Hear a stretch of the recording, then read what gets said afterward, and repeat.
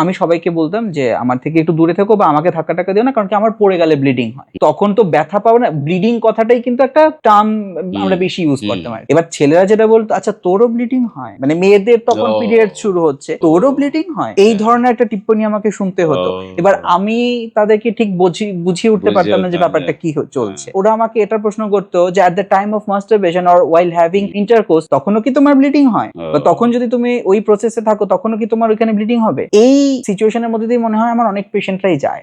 তাদেরকে কিভাবে মেন্টাল খুব খুব খুব ইম্পর্টেন্ট। আমরা কি করেছি লাস্ট ইয়ার, আমরা এই নিয়ে আমরা সাইকোলজি ডিপার্টমেন্ট থেকে একজন প্রত্যেকটা পেশেন্টের সঙ্গে ইন্ডিভিজুয়ালি বসে ইন ডেপথ আধা ঘন্টার থেকে 1 ঘন্টা কথা বলা হয়েছে। আর সবার আমরা স্কোরিংও করেছি। আমাদের দেখা গেছে যে ডিপ্রেশন একটা মেজর ফ্যাক্টর, খুব সাংঘাতিক।